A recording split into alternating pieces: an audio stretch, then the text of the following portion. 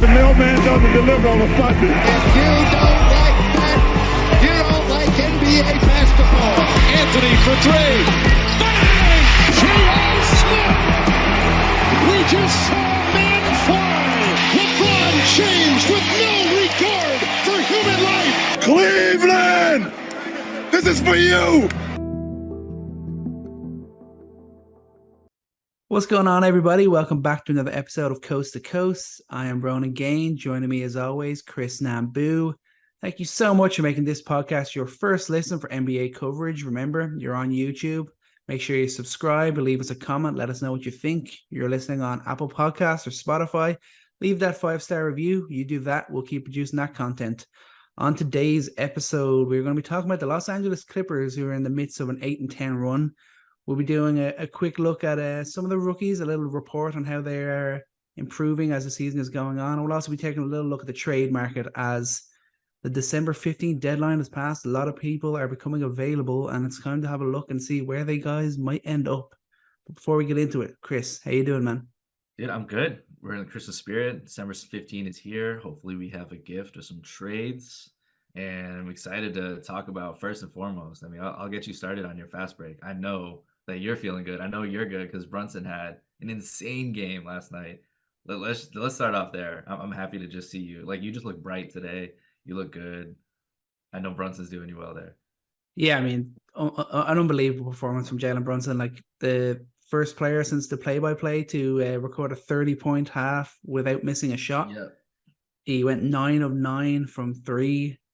50 points career night. I think first player ever to have 30 or 50 points, 5 steals, 5 assists, 5 rebounds, and make 9 threes or something ridiculous. The stat line There's always like a first, like you pick like 17 stats. You're like, he's the first person to do that. But in its own right, like that sort of level, like that was just, it was just insane. And he was keeping the Knicks were in danger of getting blown out at one stage in that game, but the way that Jalen Brunson was playing, he kept them in it, and then ultimately they were able to take off and had a comfortable win in the end. But yeah, the performance of Jalen Brunson, I was just in awe, and it was great that Tibbs was leaving him in, because there was a few moments, and I was working last night, and the real guy's like, oh, they're going to leave him in, are they going to leave him, they're going to let him go for the 50 game, and he kept leaving him in, and thankfully eventually he got there, which was really cool. One thing I will say is, the guy, the Warriors, that dickhead from the Warriors that's on ESPN, wouldn't shut up about Jalen Brunson shooting more shots and wanting him to miss. And I was just like, man, will you just shut up and let him play his game? He was like, oh, he can't finish a game without missing. He would just be thinking about how come he didn't put up 15 and seeing what would have happened. I was like, man, shut up. Dude's having an unbelievable game. Stop talking. ESPN broadcast, it's so 50-50 for me. Not paying attention to it half the time. But on the other end of it, staying with the Suns, who were the recipient of this 50-point game, they continue to look bad defensively. Now they have Beal out for however long. Luckily, it's nothing too serious. Where do they go, losing 6 of their last 8 after going on a nice win streak? How did they start to answer things defensively, man? They had no pressure at the rim. They had no pressure on the perimeter. Jalen Brunson got pretty much anything he wanted, wherever he wanted.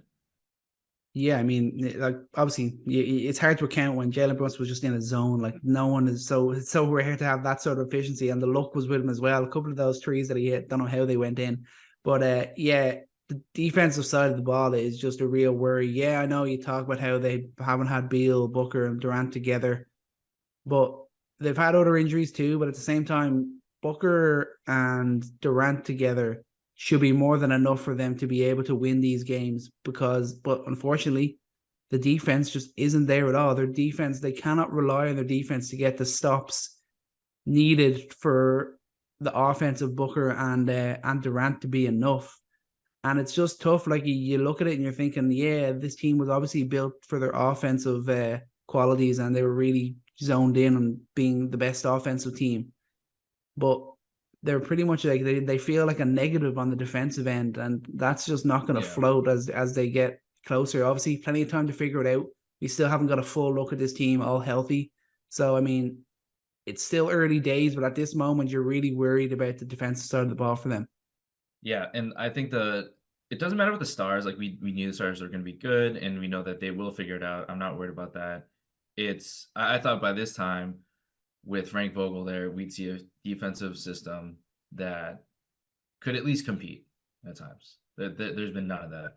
Or we'd see, some semblance of, an emergence of someone on the bench, like someone coming out and making an impact, whether that would have been, Damian Lee hasn't been healthy. Maybe that's going to be nice for them to get some more perimeter shooting. That's been non-existent. But I thought Josh Okogie, maybe he'd continue his hot streak from last year, and knowing what we can get from him defensively, what you could get defensively from Nasir Little, like having them as playmakers. But there's been no one making plays on defense, and the stops have not come in crucial game time moments. And that's going to continue to be the story of the Suns. And it doesn't matter how good their big three are. The other guys need to be great as well. They need to elevate their game. And yeah, big concern for the Suns. 6 of the last 8 losing, and it's only going to get worse if no one else steps up. They got a losing record at home as well, which is really worrying. Obviously, they were able to dispatch the Warriors the other night thanks to Draymond Green trying to knock out Yusuf Nurkic and failing. But outside of that, it's been a rough show for them on the home floor. We won't get too much into Draymond. Yeah, we're just gonna drop that in. I was gonna drop that in quick. Yeah, I mean, what's the over/under in games? Let's say that 20 games, 10 games. 15 games? I'm feeling somewhere in like the 8 to 10 range. I feel 8 like to that's 10. I feel like that's somewhere we could see it happening. Obviously, didn't he just get 7? It was 5 before, wasn't it? Was it 5? It was 5 for the choke. Oh, okay. Yeah. It's just the fact that there hasn't been a suspension. There's now he's going through these protocols to deal with things on a personal level. So that's kind of where we're at with that. We'll see how long that takes. Maybe it'll only be. I feel like it has to be at least 5 games. I feel like he'll miss. I feel like it has to be doing something like that after the chokehold. He can't get a suspension less than what the chokehold was. Really, as much as he says he didn't mean to do that. I'm not gonna lie, Draymond. I don't really believe him when he says that. But oh yeah, no, of course, like nobody should believe that. That's just literally to get his fine less. He's not gonna say, yeah, I'm sorry, I tried to punch him in the face. Like you can't admit that. Like you just can't admit guilt. I get that part, but the only question I have in my mind is Steve Kerr talking about it, and he's being very frank about how Draymond's going through things and he needs to be helped because he's trying to outline that this is some new type of behavior for Draymond the past couple of years with Poole, with this, not mentioning, him stomping on Sabonis or, getting thrown out of Game 6, 2016, but just all these things, right? Do you buy that this is just it's worse right now? It's different. I feel like it's all part of the same thing. It's just what Draymond is, unfortunately, and I feel like it's just come to a stage where it's just been a lot of things happening and very close together. Maybe before they used to be a bit more spread out, and I just think the fact that the Warriors are struggling as well on top of that just makes it seem a lot worse. It's tough. Like Draymond's whole career, that's what he's been like. He's been that kind of liability, but when he is there, he's been such a key part of their success. And then and now the things are just happening, and the team are finally not having success, and that's why it just feels like such a bigger deal at this stage. I think it's probably something we haven't thought about is he's been a winning player pretty much the majority of his entire career in the NBA. Whenever he's on the floor, they're winning most of the time. So this stretch of just kind of bad basketball from the Warriors, which is surprising. I mentioned to you earlier before the pod, I'm pretty sure I predicted them to be top 4 in the West. That was bad. That was a miss. Really big miss. It's not too late, but that's probably, that could definitely be contributing to it. But at the end of the day, we won't be seeing Draymond for a minute, and we will be seeing a lot of young guys from the Warriors, which could be a nice change of pace for them to see what they have and better evaluate these guys. But speaking of young guys, speaking of young guys, the Spurs finally ended their losing streak. They ended 18 games in a row they lost, but last night they took care of the Lakers very impressively, especially that first quarter. They absolutely dominated them. Devin Vassell obviously going off for a career night. They just looked in the zone. They really had that look about them where we're like, we don't want to lose anymore. I know the Lakers are missing some players. Obviously, it's huge not having AD and like Reddish and D'Lo in there, but Let's not take anything away from the Spurs. They looked as in the zone as they have pretty much all season in that game last night, and they were really impressive. I think my main takeaway is, how did they lose that many games and we didn't talk about it?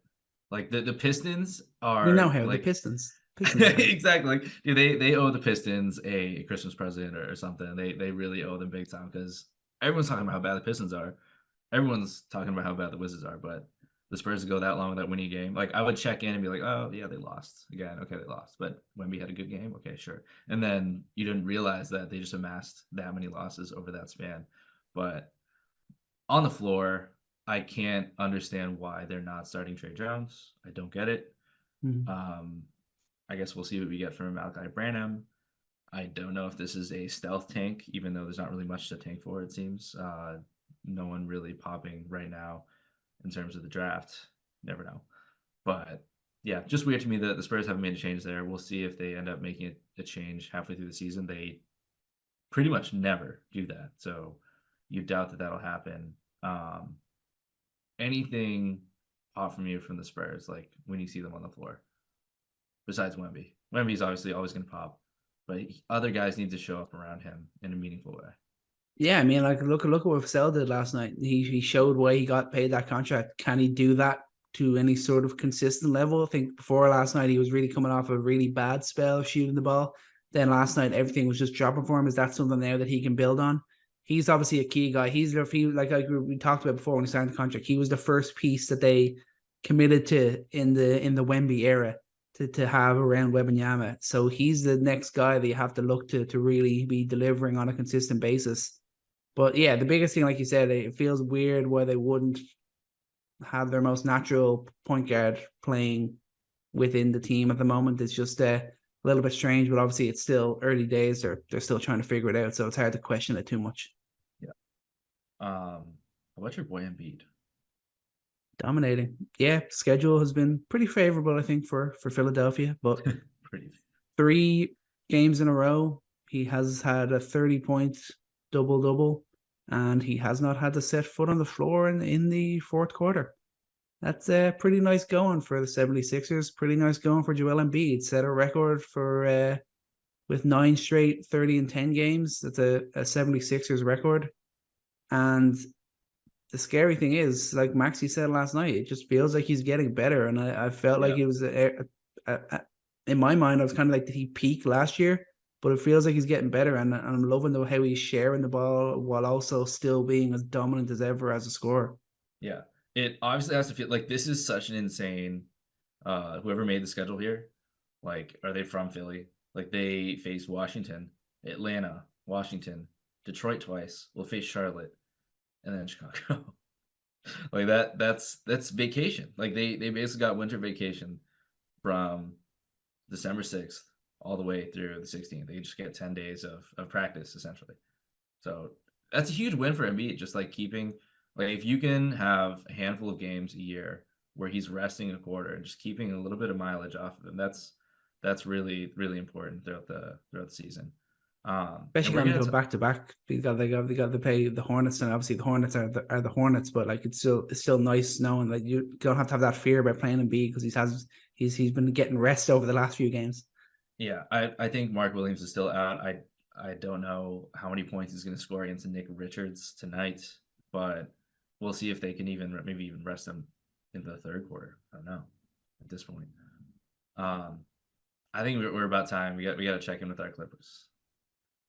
We do. One last thing I will mention is the Celtics really showed how good that they are last night, blowing out the Magic without about time. They're big, yeah. About time they beat the Magic, but also blowing them out without Porzingis, without Al Horford. They had Lamar Stevens starting at center, and they were still so good, which is a testament to just how good this team can be.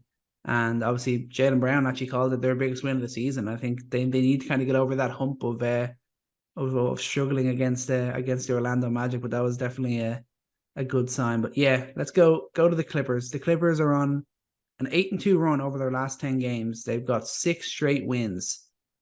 Playing as they are at the moment, I think this sort of level, maybe Harden get a little better. This sort of level feels like kind of peak peak Clippers, are they the biggest threat to the Denver Nuggets in the West?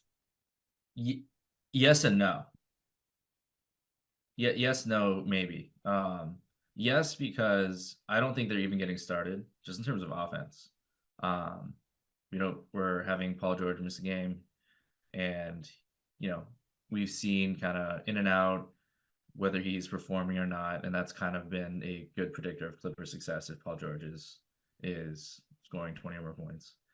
And we've seen Harden be also in and out, but we've seen him be able to just be a facilitator at times. Even though he's only averaging 16.5 points per game, we've seen how much he's affected, how much they pass, how much they're able to really get Zubats involved, really get cutters involved, and the movement they're able to have there. Dude, I've loved some plays between him and Russ, actually. When they run play off of each other at times, when Russ is coming off the bench, it's like, dude, where was this in Houston? Like, obviously, it's not consistent. It's not enough. But all that to say, there are plenty of signs that things are continuing to get better.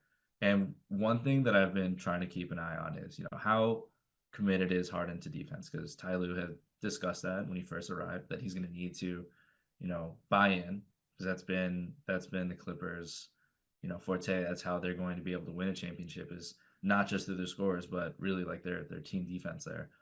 And he's been good. He's not like, it's not popping off the page. He's been as good as he was before, I'd say. They can hide him a lot. When they're playing the Warriors, they can hide him on Kuminga. And he's strong enough to hold his own against fours. Strong enough to hold himself up against, some bigger, longer wings who aren't too quick. But I will say, seeing him get 4 blocks, seeing him really be a better weak side defender, seeing him buy in at that level, that is a pretty good predictor that they're on the right track. Like there's buy-in there, and there's the discussion, with the media about how often he's staying late at practice, how long he's mentoring guys, how long he's, working with big. So if I buy the noise, if I buy what I'm seeing on the court, and if I see the progress that they've made, and I'm looking at the record, albeit against a couple questionable teams, I think that they have a chance to really put everything together over the course of the season. They traded for Harden early enough for them to figure it out. So if we're talking about this in May, I think that they have the best chance to face the Nuggets. But I mean, dude, just when you still watch the Nuggets, and especially what they're getting out of their young guys too in Denver, just exactly what we thought in the summer. Like we have no idea who Julian Strawther is. We did not have time to go that deep into the draft. And of course, they find another good one. I mean, they're too deep. Jokic is still too good. Aaron Gordon still looks great. Michael Porter Jr. still looks good, and we're not even getting peak Murray yet. It would take a peak Clippers team with all of them really figuring things out together to challenge the Denver Nuggets. But I think that's just a testament to how good Denver's is and will continue to be. Yeah, for sure.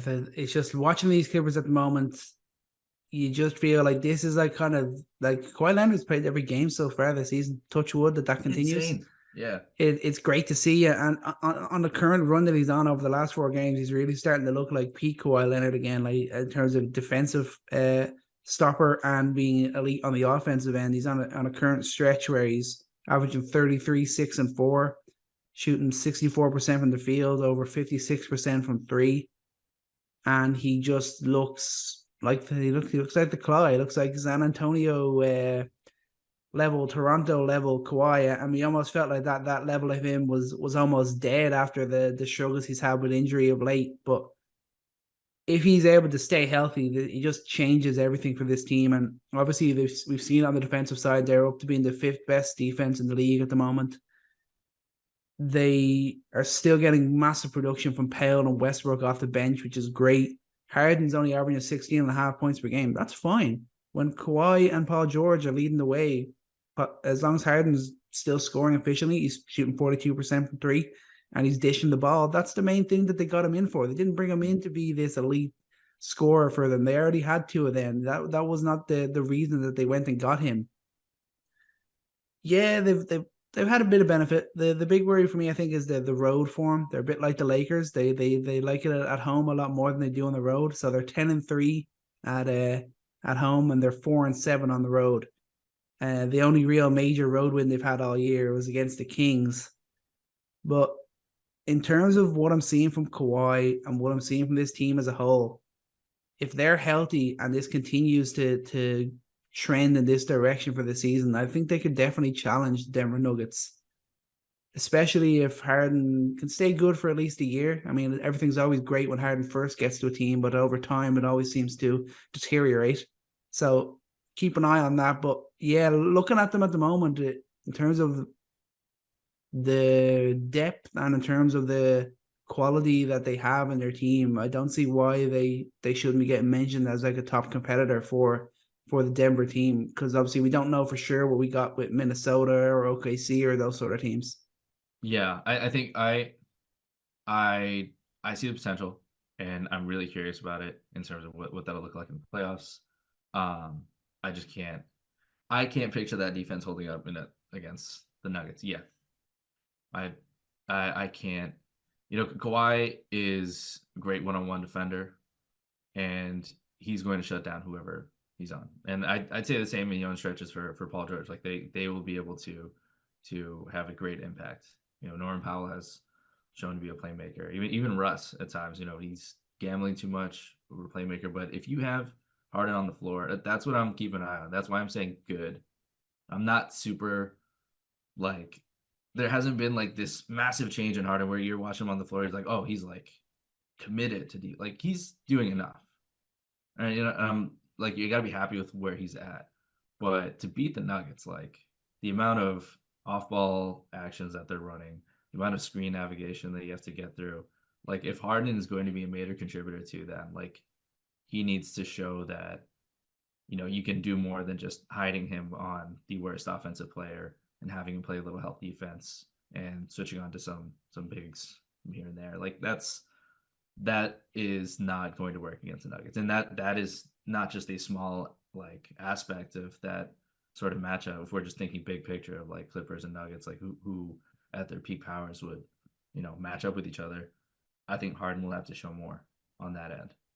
Or be 25 point per game, like really hitting shots, level hard, and then offensively maybe they're overwhelming. But it's tough. Denver's continue to just be so impressive, man. I think they're really 1-2 on the season. I think so far. I think the Clippers have they've beaten them once anyway. I think they've lost 2 games against them. Maybe it's only 1-1. I can't remember. I was trying to think back of the games, but they've been in close battles so far this season. Obviously, it changes when we get to playoff time for sure. But it's interesting to kind of gauge what you can gauge from this early stage, and you just look at the Clippers, and if this is the trend they're on, if this is the Kawhi we're seeing for the whole year, you're kind of like in terms of depth and talent wise, like they are the number 2, the number 2 to Denver. Yeah, I would agree with that, and that's come a long way. That's come a long way with given what that early looks that we got with Harden in LA, and I think everyone is poking fun. Everyone is thinking all right, here we go again with Harden going to another team, and it's not going to work. They needed time, and I think we're still just in the very early stage of them figuring it out. But yeah, I'm excited to see where they go. It's good to see them finally, reap some sort of reward. they have to make it to the finals, man. Like with Kawhi, with Paul George, and now Harden. It's just another team. Like them and the Suns. There's just so much at stake, not just the money wise, but just in terms of legacy. Like you got all those 3 guys together in the same locker room, and you didn't. So it's funny that you got a team like the Nuggets, where all homegrown guys. Jokic is he's a MVP, multiple time MVP, but 2nd round pick. Murray, guy that they grew there. Aaron Gordon, unheralded guy. All these 2nd round picks, and that's the team that's the team to beat. Not the Kevin Durant, Devin Booker, Bradley Beal team, not the the Kawhi team, the LeBron team, all the stars.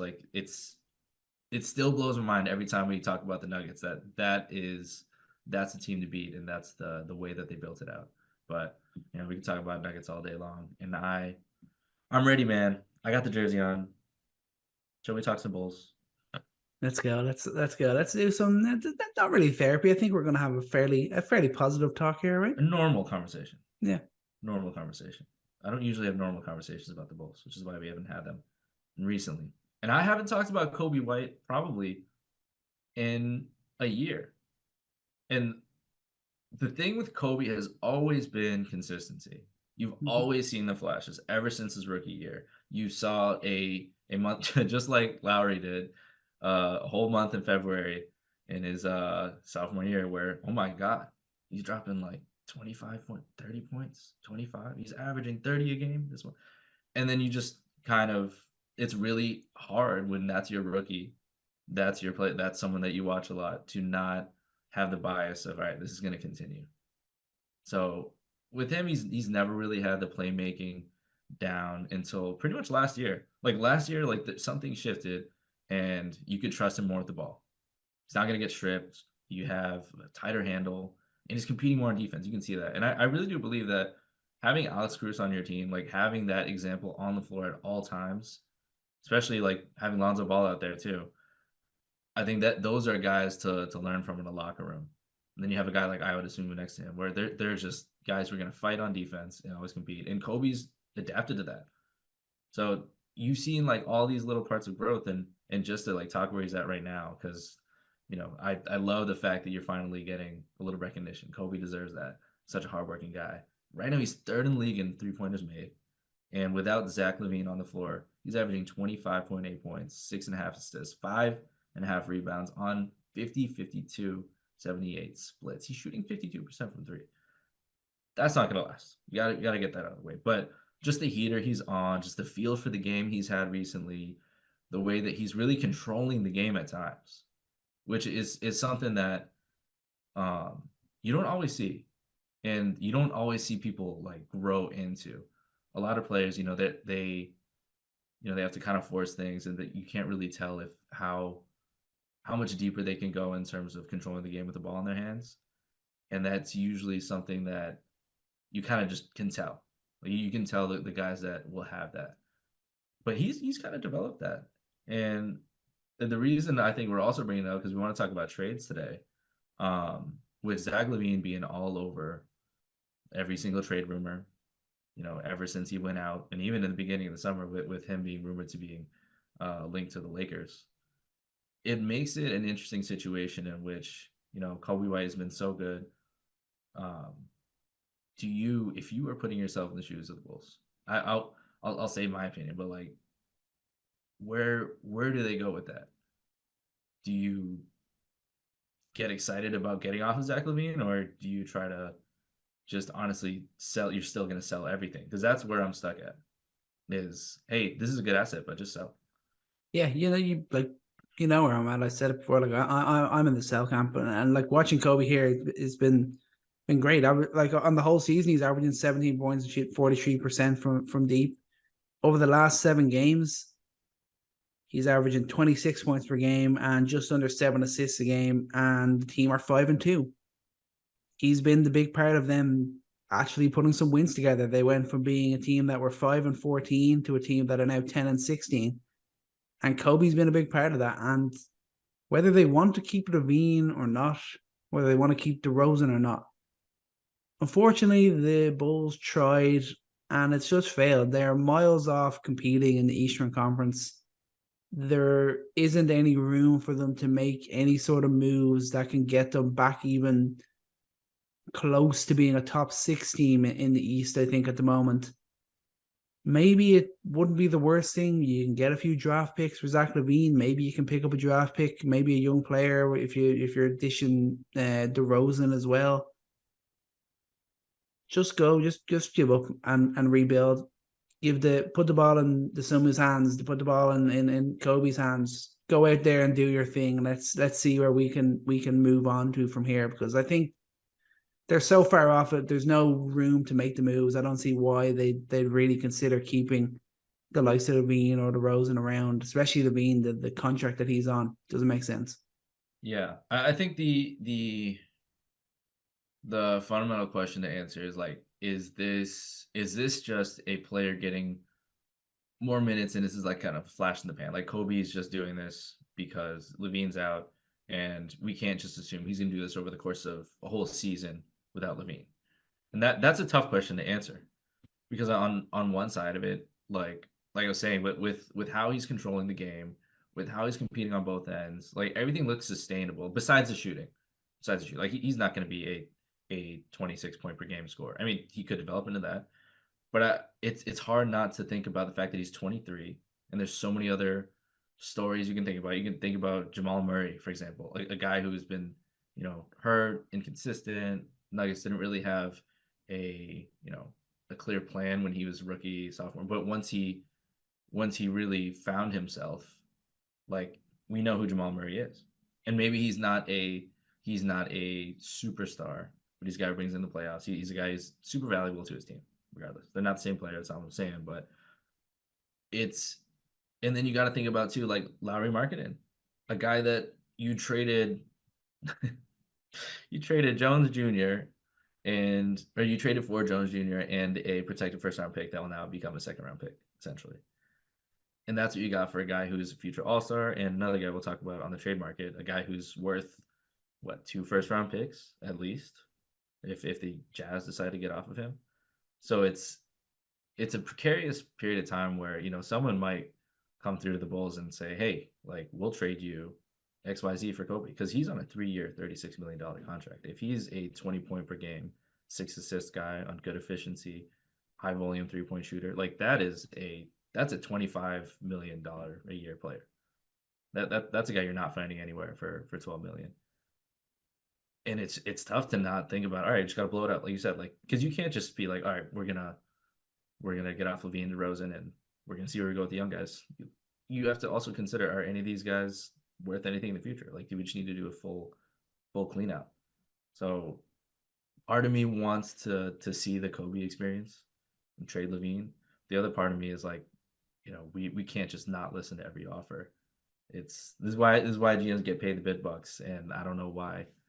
I used to believe in AK. I used to believe in the vision, but it just needs to be a clean slate. So I don't know. It's a tough area to try and figure out.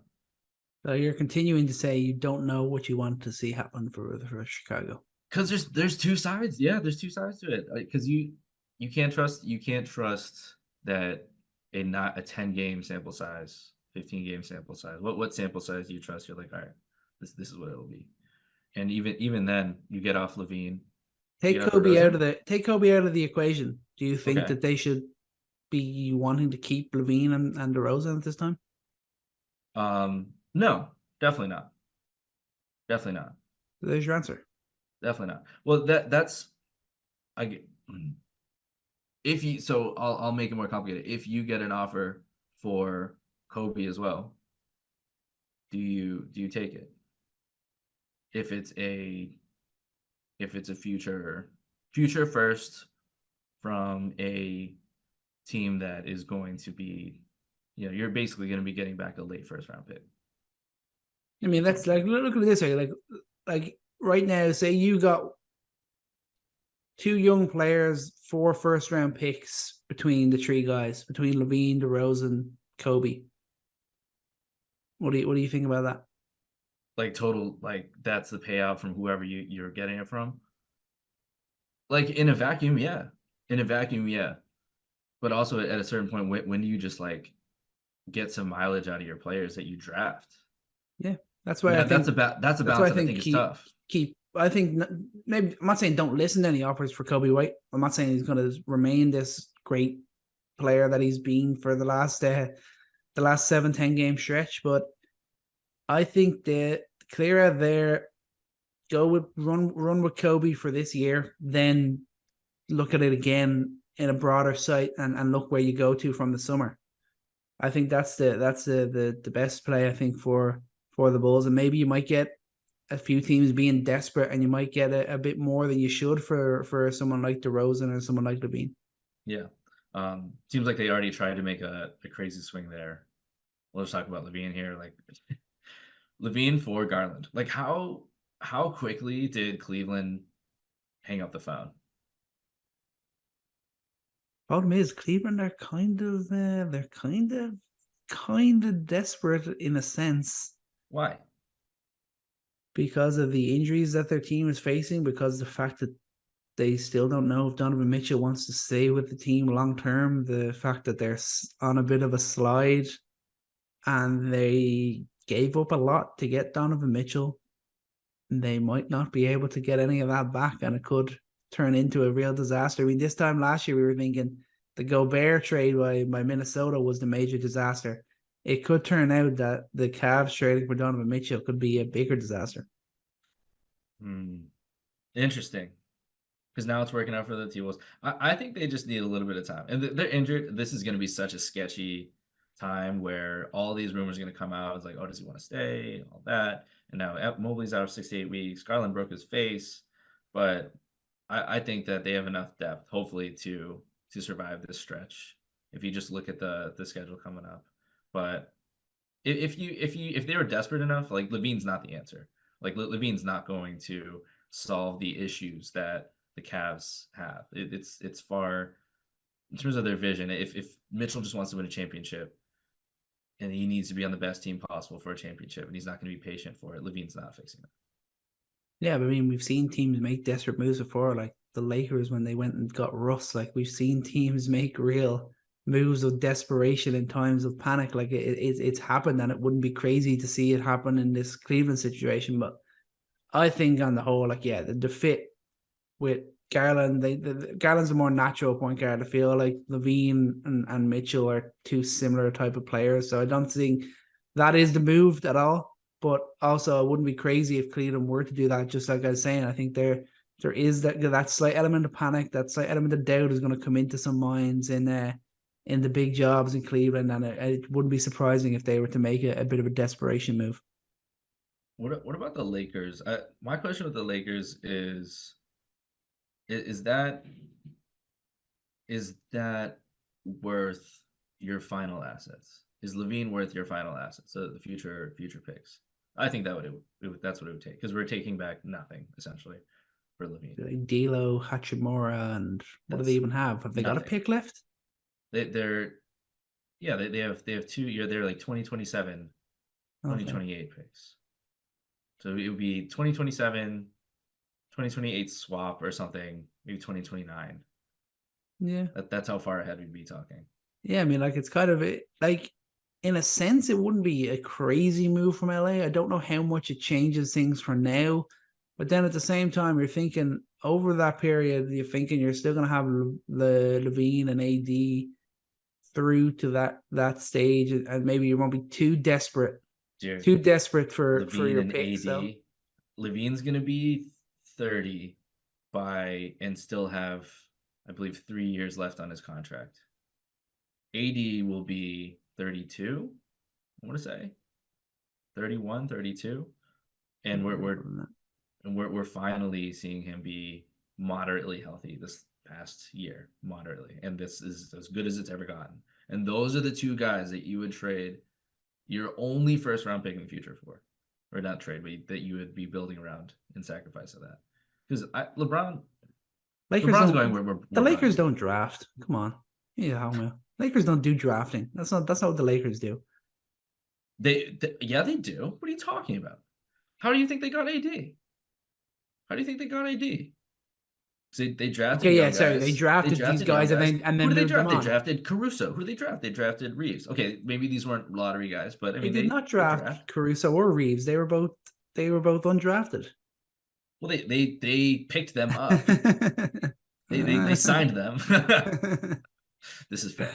But my point being that I think that it would be, the risk is a lot bigger than people are appreciating, unless it's the cost. And there's an argument for it. The cost is the massive thing. Like the Lakers are kind of close to the realms of, like, obviously getting into the luxury tax and things like that. Like it's a lot of money for the Lakers to commit to. Yeah, and this would be it. This would be basically, all right, LeBron, this is your last championship. So I mean that's a fair question. Is, their perimeter shooting has been non-existent, and Gabe Vincent coming back can't be the only thing that fixes that. So I don't know. Maybe it is worth it. I think it's a toss-up. I don't feel super confident that is the trigger that you pull when you're the Lakers, and you don't know what's happening in 2027. You have no idea. True. That's very true. What else we got on the trading block? OG to the Pistons. Apparently, the Yeah, Pistons are liking I that, love that. I love that. that feel. What do you think the Pistons would have to give up? What would they try to give up to make a deal like that happen? Like, obviously, the Pistons are too bad right now to give up first round picks. That would hurt a lot. Like, what are you convincing yourself of getting OG? Like, are you going to be out of the lottery? I don't think so. That doesn't change that front. Like, OG is a guy that I believe would raise a team's potential if they're a borderline contender to being a contender. I feel like in general that's kind of the guy I see him as. He's not going to blossom into the guy that pulls them out of the mud No. and into the playoffs. But I mean, it is tantalizing to think about him and Asar Thompson and Jalen Duren. Like that defensive wing duo would be the best defensive wing duo in the league, easily. But would you trade? I don't know. Would you then, if you don't want to like give up the potential of still having draft assets, would you consider Ivy? Yeah, that's what I'm thinking. Like, would you go like Jaden Ivey and the like a 2026 first round pick or something like that? It would be this year. I think it's becoming increasingly clear, and scouts know this probably months in advance, a year in advance, like the strength of each draft. Like, I think there's going to be a lot of 2024 first round picks, like unprotected picks, just being like thrown out there because people don't believe in it. I don't think they would give up future. When is I think 2025 is when people talk about being a good draft, but 2024 would definitely be thrown in there. But just given the fact that Ivy's been just benched at times, just relegated, it's nothing. Yeah, it feels like he's not what Monty Williams wants. That's how it seems. Obviously, still early days, still trying to figure things out. But that's kind of the vibe you're getting. So if they wanted to, they'd be the buyers more so than Toronto really being the sellers. So they'd kind of have to make the package that little bit more lucrative to be able to get a guy like Anunoby. I mean, last year, obviously, the Raptors were going to get 45 first round picks for OG Anunoby. So, one player and one first round pick, I think, is a pretty good deal. Yeah, that's a really good deal. But it seems like, just on the news front, it seems like they don't want to trade OG unless something is too good.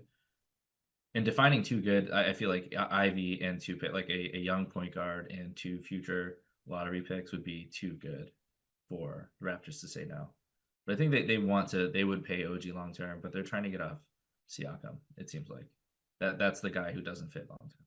And speaking of Siakam, the Bleacher Report actually figured out a 3-team trade that could send Pascal Siakam to Indiana. So the Raptors would receive Jarris Walker, Jalen Smith, Davis Bertans, a 2024 first-round pick from the Pacers, and a 2024 first-round pick from the Thunder. The Pacers would get Pascal Siakam, Garrett Temple, and Koloko, and the Thunder would get Bruce Brown. What do you think about that? So the Thunder, why did the Thunder do this? Added another veteran presence into their team. I think a guy that's shown he can adapt to any situations, get off of a useless guy like Davis Bertans, even though he's the greatest 3-point shooter ever. Davis Bertans is definitely a guy that they want to play around with that $17 million contract, and that's going to be in like every single three-team trade out there for anybody. You obviously like that. Who do the Pacers get? The Pacers gets Siakam, Garrett Temple, and Koloko. Okay, so it's basically just Siakam. Mm-hmm. And you're assuming that the Raptors only want 2 first-round picks just from next year and nothing else. I think Raptors, it depends when it happens. This would be a trade that would happen like at the trade deadline. This would be a trade that would happen at the trade deadline because, and this is exactly why, I don't think we mentioned this, but we saw something with John Hollinger that not a single trade has happened in the month of December in like past like 5 years or something. Only like a handful happened in the first couple weeks of January. And then pretty much all of them happened like the days like right at the trade deadline or like literally the hours before.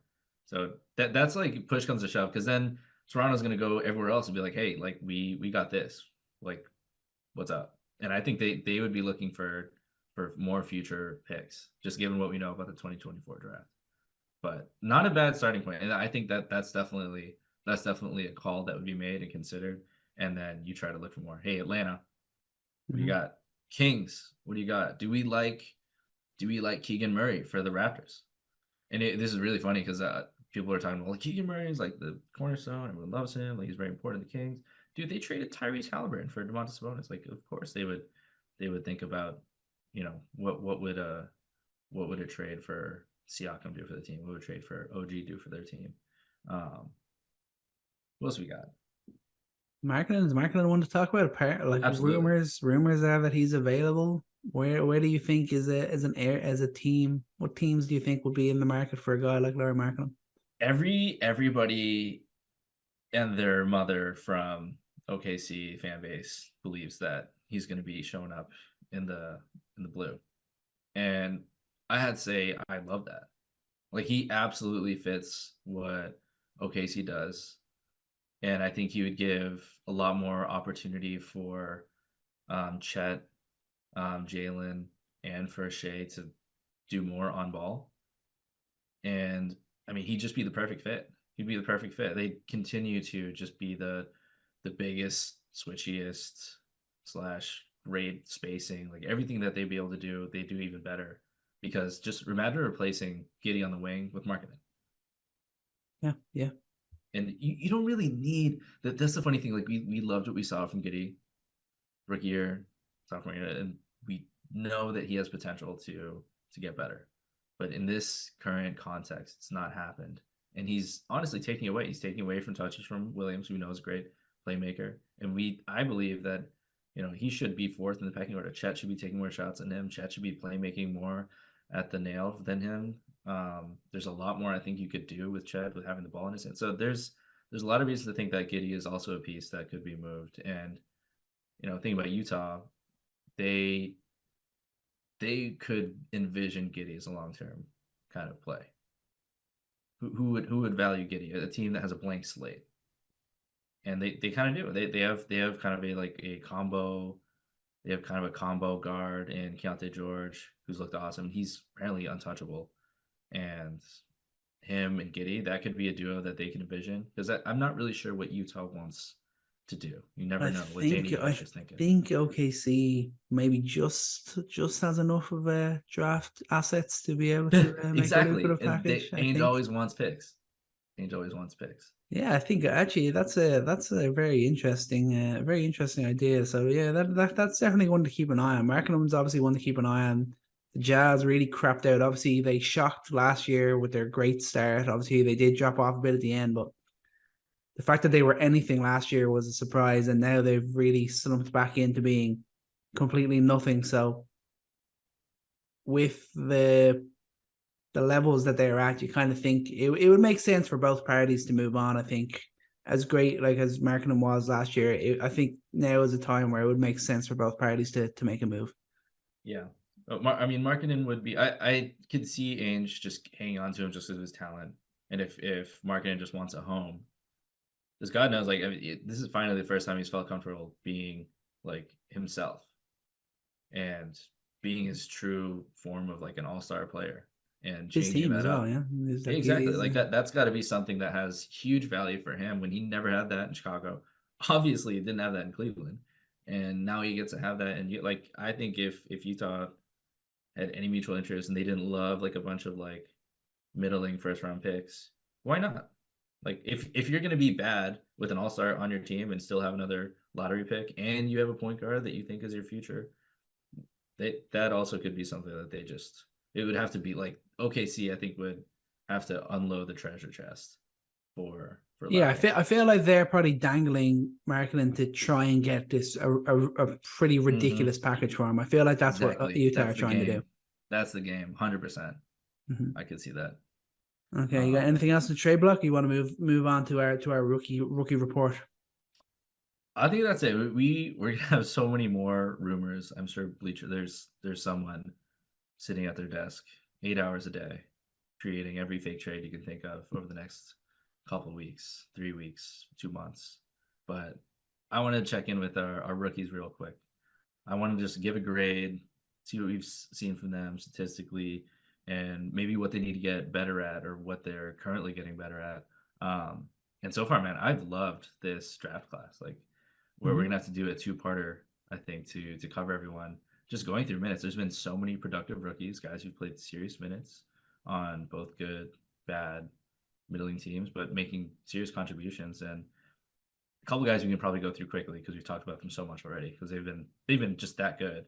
Wemby, 19 points per game, still keeping it up and scoring, 11 rebounds, 2.7 assists.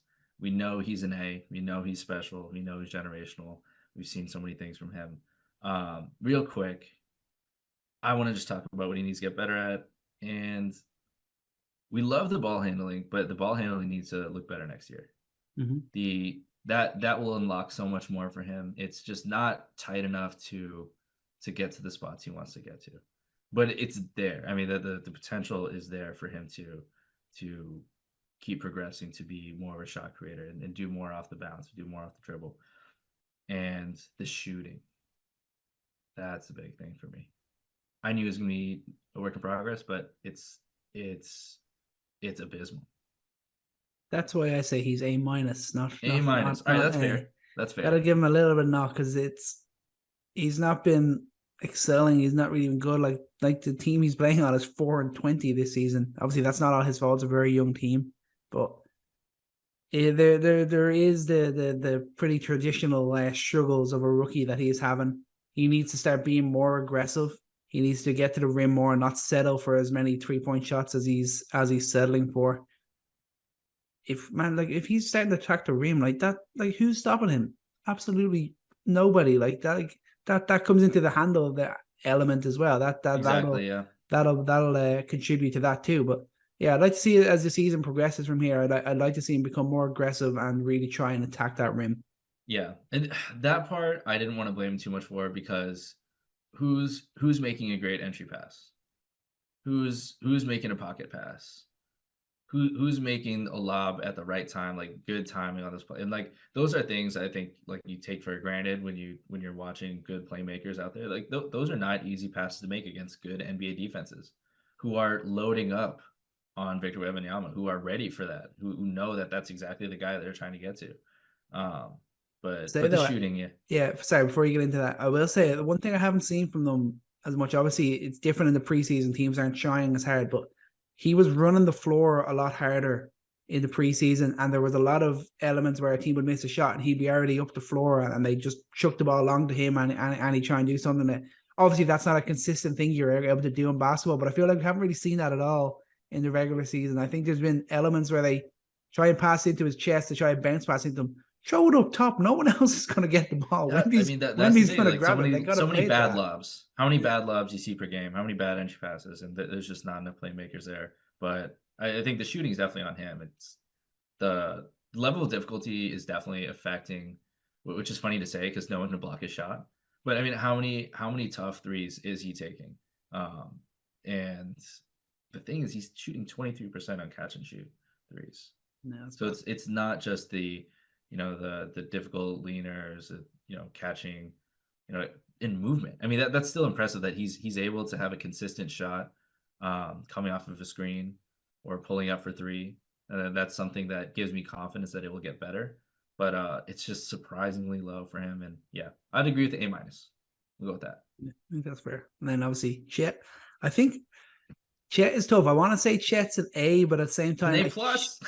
He's an A, but at the same time, he's not having to do obviously as much as Wembanyama's having to do. Like he's fitting into a team that are on the rise. He's fitting into a team where he doesn't have to be that lead guy. He's having to take less shots, probably having to take less difficult shots. But I feel like we've seen just as much from him in clutch moments and stepping up with big plays for OKC as we've seen from Wembanyama in San Antonio. So I think I put Chet as an A so far this year. 17 points, 8 rebounds, 2.4 blocks, shooting 52% from the field and 37% from 3-point range.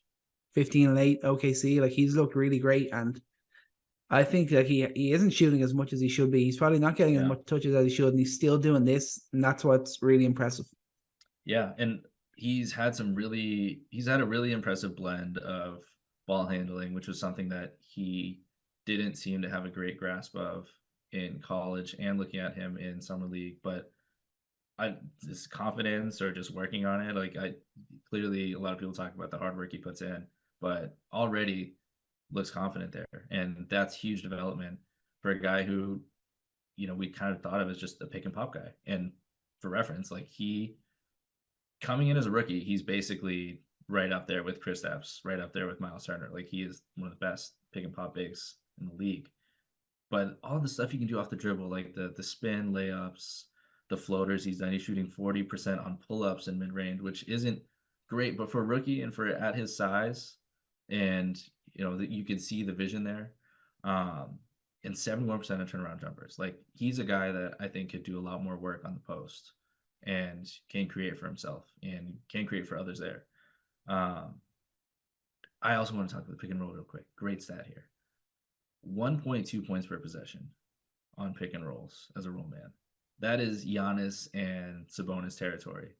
Like he's been, for a guy that's, saying that he's too skinny, he's not gonna be able to finish the paint, he's rolling hard at the rim. And this is just the beginning. He's not having as many possessions, which surprisingly Giannis isn't either, because it's the Bucks and they're not running pick and roll, but that's fine. I think it's just been amazing how versatile he's been on both ends of the floor. He can literally do everything, and like you said, kind of fits into the team. And I don't think it's even lack of aggression. It's his DNA is team basketball, and that's such an awesome place to start. Is there's no forcing anything, and I don't want to confuse playing within the construct of the game plan, the team, versus passivity. So, I think it'll just naturally progress as, if they get Giddey out of there, which I think would be better for the team and for him. But yeah, I think that's the one thing I would say about improving is, more creation, having more touches. Yeah, I think that's fair, but he's been great. Now I'm so happy I'm seeing him deliver so far. And if that continues, like if he finishes the season and he's even like just below 50% from the field and around like 36% from three, like that's a pretty great level for a rookie. What about one guy that obviously we weren't expecting much from, but we should have been expecting because he's playing for the Miami Heat? Jamie Jaquez Jr.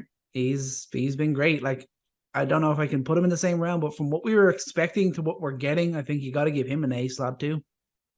Yeah, that's exactly why I gave him an A. That's exactly why I gave him an A.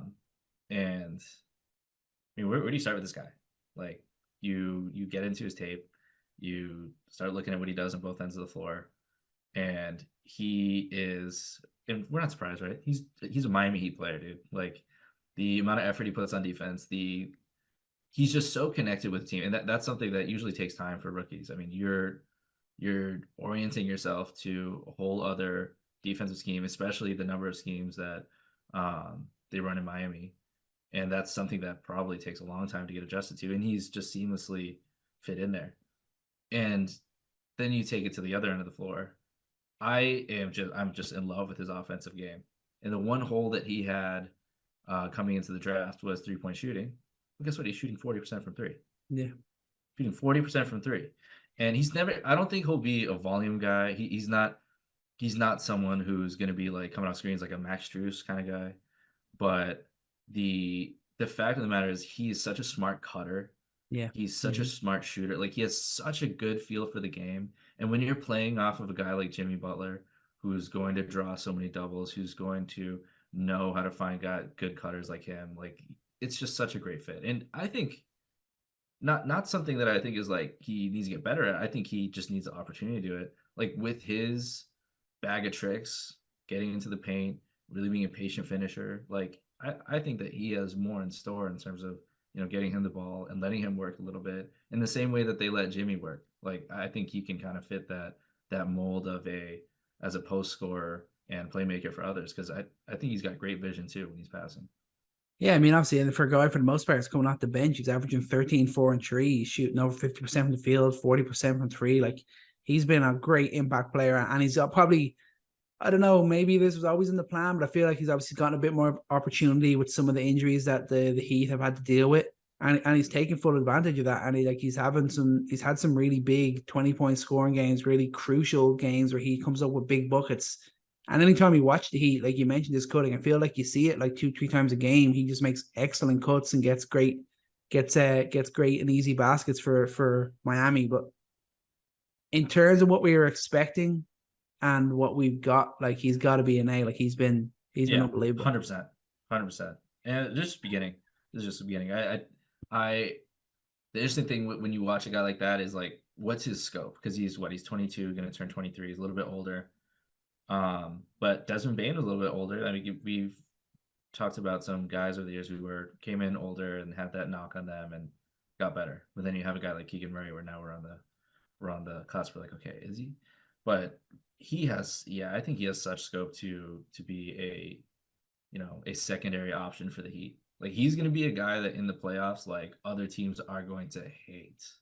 They're going to hate that this random rookie that they've never heard of, as so many viewers are going to start watching basketball in May and June, are going to be like, who's this guy? Who? Jamie who? Hame who? I don't even know how to say that. And he's going to be dropping 20 on your favorite team in a game 7.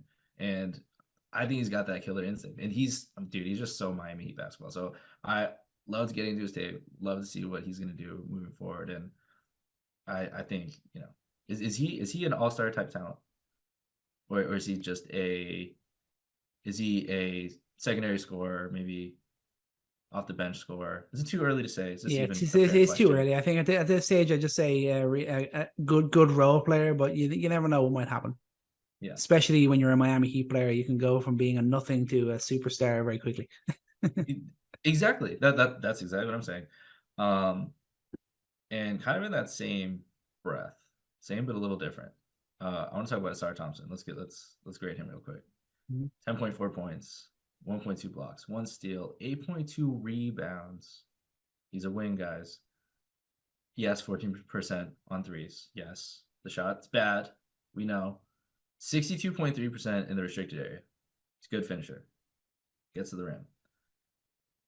The thing is with Asar, and I think we've talked about him before. People know about him now. I think he's so ahead of schedule that we're like, the fact that we're even talking about the shot is awesome. Like he has so much feel on the defensive end. He's so good on ball, and even when he's bad on ball at times, like he's so like his instincts, his ability to time a shot, like how quick he is to jump. Like that's why he's 96th percentile in block percentage. He's 99th percentile in offensive rebounding percentage. He's 97th percentile in defensive rebounding percentage. That's like Rudy Gobert. Like you're talking about, he has the advanced metrics of a elite defensive big, and he's a wing. And I think just thinking about the Detroit Pistons and like their future, like they found a guy who's going to be, regardless of if the shot comes, like he will be on that team. He will be on any team where he brings like elite defensive playmaking, not just standard. Like he will be a game changer for them. And like obviously, like it's we know that the shot's bad, it's broken, but I mean let's think about a few guys like Jaylen Brown. Where was his shot? Not to say he's going to develop. Jaylen Brown's come so far, which is such a cool story when you think back to as a rookie. Like he didn't really have an offensive game, just like this hyper athletic wing, great on defense. And then Lonzo Ball, he turned it around. Herb Jones, you're seeing him turn the corner right now. Like there is hope for guys like Asar. I'm giving him a B+ just in terms of like what he's shown us on everything except for shooting. What other parts of his game do you feel like? We're being very generous with our grades here. Are we? Well, I mean, maybe we drop him down to a B, maybe just because he's playing on a team that are so damn bad. I mean, dude, I know you can't put that on him, but Ronan, if he was on a winning team right now, I would if I had a vote, I'd put him on an all defensive team. Okay, that's how impressive he is on the floor, and he's 20 years old. That's fair. That's fair. Absurd.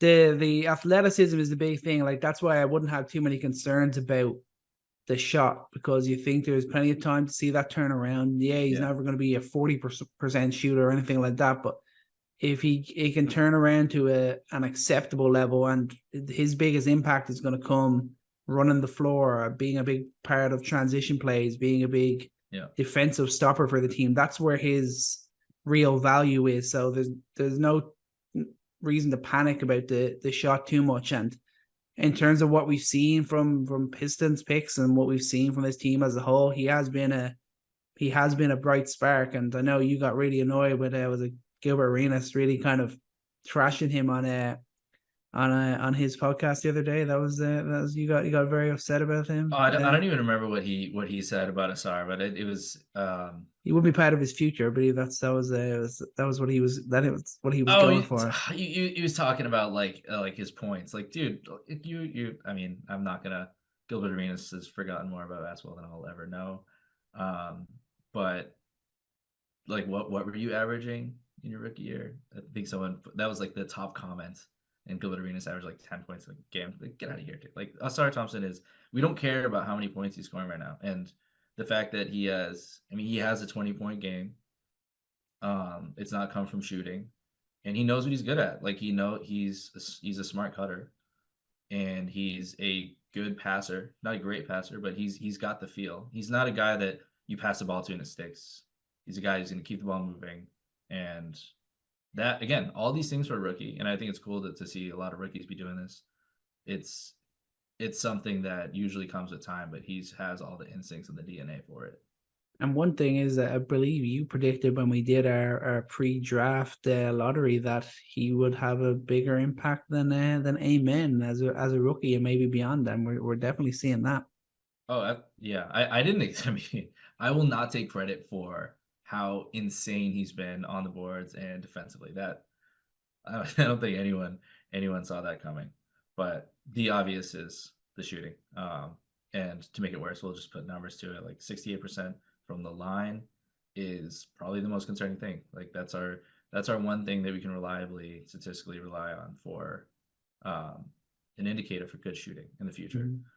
51% true shooting. But yeah, like I said, Herb Jones looked pretty bad. Jaylen Brown, no jumper. Lonzo Ball, that was disgusting, and they turned it around. Herb Jones is coming along, and we just got to hope that Asar can get a jump shot. My question is for Asar, if he is a 38% three-point shooter, if he is able to orchestrate a little bit he's a secondary creator for them. How many All-Star games does a guy like that go to? In general, like with his defense, with his impact, like, and if he's just a good, competent offensive player, that was so tough with the guys of that. Yeah, like it's so tough to like kind of pick that for guys that when the real value is the defensive side of the ball, they can. It's tough to really make a prediction on that. I think. Yeah, predict how many teams he'll be a part of that go deep in the playoffs might be a better realm than All-Star games. So you would have to leave the Pistons, essentially. I think we got time for one or two more.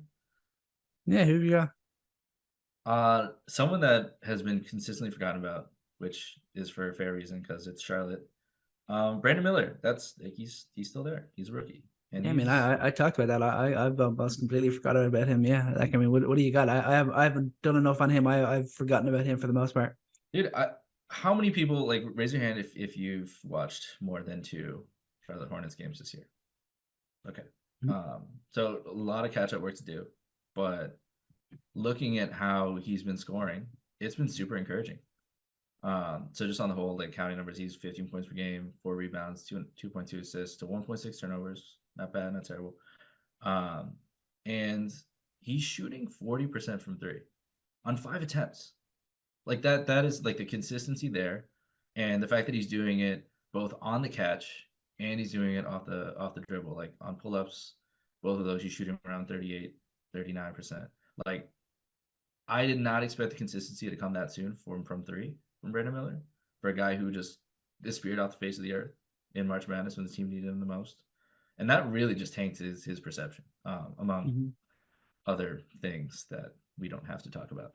But I think that the coolest part about the Brandon Miller experience so far is watching him play defense as well. Because we forget this dude is 6'9". This dude is Paul George essentially we had to deal with the Cam Reddish experience and comparing Cam Reddish to Paul George all those years and just expecting that. So we won't do that. But dude, they're having him guard 1s, 2s, 3s, 4. Like he's guarding everybody. So to see him like take on really tough defensive assignments, and for an area that was of great concern for him on the perimeter, he's holding shooters 4.4% less than their average.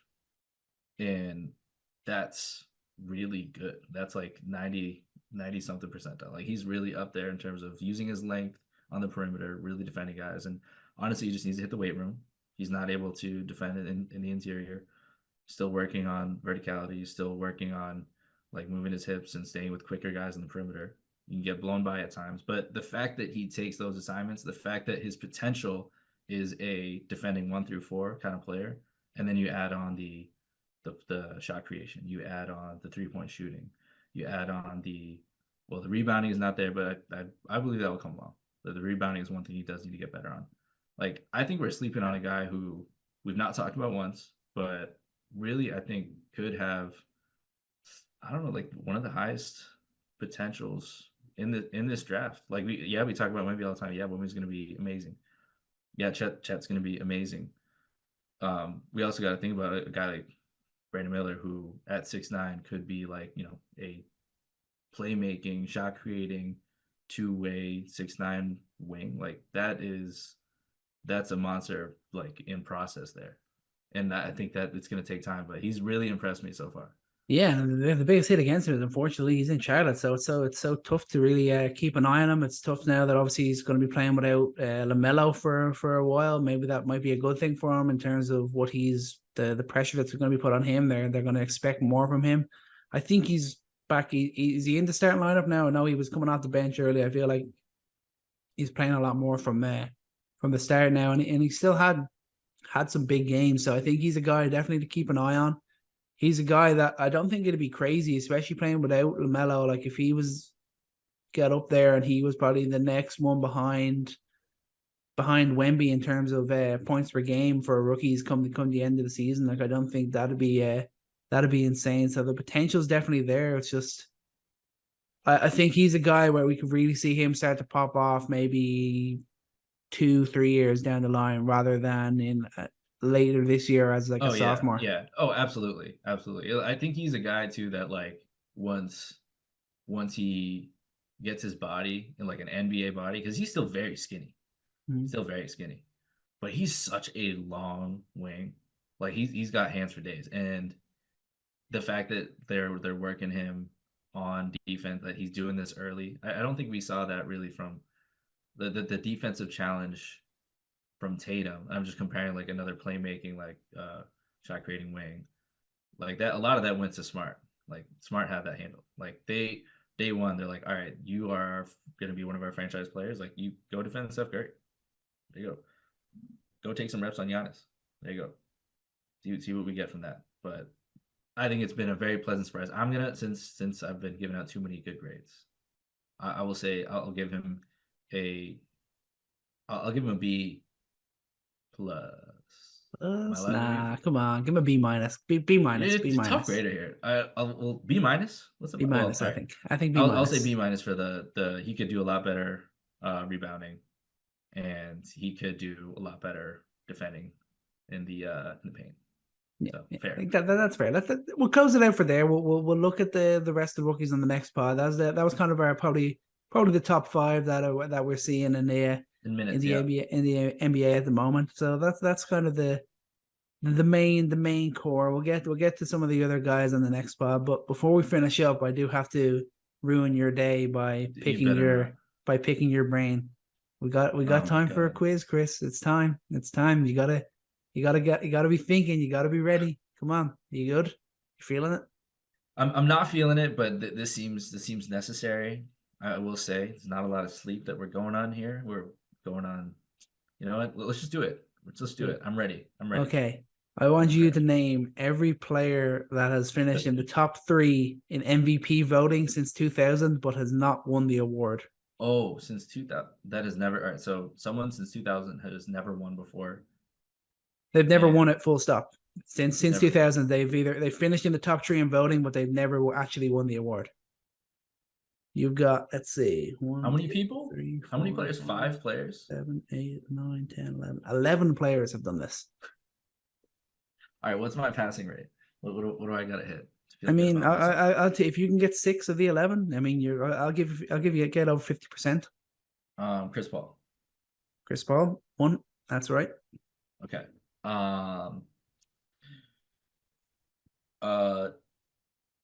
Can we let's think earlier now who have never won it. I'm gonna say since 2000, you said? It's 2000. It's 2000. Did Dwight Howard win an MVP? I think Dwight Howard won. Did Dwight Howard win an MVP? No. I'm gonna say Dwight. No? Right, you're right. 2011. Let's go. Okay. Yep. Okay. Dirk won an MVP. He won one MVP. God. Paul Pierce? No. No. Never in the Surprising. top 3. No. Okay. Did we ever have KG in the top 3? KG won the award in 2004, bro. He did. Dude, what's that? 2004? I'm 9 years old. All right. I'm gonna think recently. I'm gonna work my way backwards. Let's do that. So we already got Chris Paul, and gotta think about who else was DeMar DeRozan ever there? No. Think bigger. Think bigger. Paul George. Bingo. All right, we got Paul 2019. George. I don't think Kawhi ever won an MVP. You are correct. He did not, but he finished 3rd in 2017. What other contenders are we thinking of here?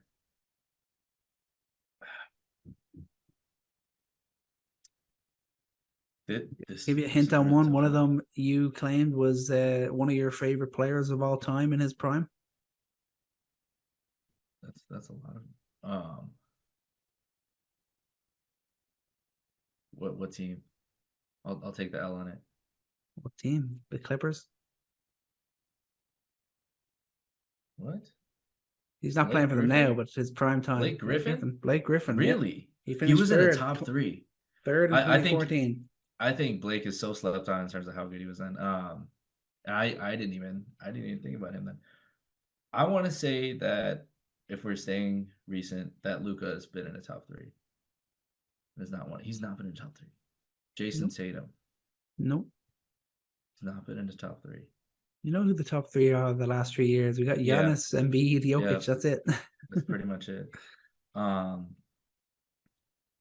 This is tough. Think about LeBron James. So, has D Wade never won an MVP? No, but he was 3rd in 2009. Wow. And continuing on the LeBron James trend, another couple of guys that you linked with him. I can't possibly believe that Chris Bosh was in the top 3. No, that never happened. Melo was Melo ever okay? 2013, Carmelo. New York Knicks, Carmelo. That was crazier. Who else are we? More recent times. Embiid, or not Embiid? What am I saying? LeBron. I can't imagine that Kyrie would be in the top 3. No. So, but I would imagine that Anthony Davis would be in the top 3. You would be correct in 2018. Not in 2020, which is sad, but 2018. All right, 3 guys down. You got the early dollars here. These are all retired players. So, let's see. One of them is currently coaching in the NBA. Jason Kidd. Bingo, 2002. And let's see. The other one we got, think Indiana Pacers. Did Indiana Pacers Early 2000s Indiana Pacers. You know what name came out of my brain is Danny Granger. No, that is not the answer. No. Oh wait, are you? Oh my God, is it I'll come back to you on that one. Okay, the other one. I think Miami Heat in the mid to late 90s. Mid to late 90s, bro. We were saying Yeah, that's what he was. That was his prime, really. Early 2002. Like this guy was Lonzo in the top Mourning? 3. Yes, Lonzo Mourning. You said since 2000. You're really No. Like he did it in 99, 2000. That was when he finished in top 3. But I'm thinking like his best years are kind of like the 95 towards like that sort of year. All right, last one. The Pacers is a team that you got to think about. Is it a big? Yes, big. I definitely describe him. I think you describe him as a tough guy. Runners? No. What am I saying? No. What am I saying? After him, who would you think next? I said Paul George. You did. This is earlier in the Paul 2000s. There's a big that I'm thinking of. Is he a power forward? Yes. I'm trying to think about that now. I'm pretty sure, yes. Dude, top 3 in MVP voting. Yep. Like, it's all right. It's not Jermaine O'Neal. It is Jermaine O'Neal. There's 0 chance. There you go. 2004. He finished 3rd. That rounds it out. It's Jermaine O'Neal. What did he average? I didn't actually look it up. I just saw that he was in the top 3 in voting. But yeah, no, well, yeah. What year is this? 2004 he did that. So let's look it up now. He was an all-star. He was all-NBA second team that year. Let's have a look here. 2004. He averaged 20 points and 10 boards and 2.6 blocks. So pretty good going. Wow. See, he's a guy that like he fell off so quick, but he stayed around. So like people in my generation like forget very quickly. Because that's an insane season. Wow. Okay. Your generation, man. We're in the same generation. They're talking like I'm like 20 years older than you. Bro, you're out here talking about Alonzo Mourning in the 90s, and I guess you're just special because I like my history lessons, you know. Yeah, but I do need to brush up my history, so that was a good reminder to do. You needed hints, but you got them all. So I mean, you did well there. You nailed it. Yeah, I wouldn't say pass with flying colors, but I'll give myself you pass. You pass for sure. You nailed it. You got them all. That's all that as much as you needed the hints, you got there, which is obviously very good. But that's going to finish it out for today's pod. My thanks to everyone for listening. Thank you, Chris, for joining me. Remember, you like what you're hearing. We're everywhere on social media at Coast to Coast NBA. And most importantly, remember to take every shot and love every moment. Peace out.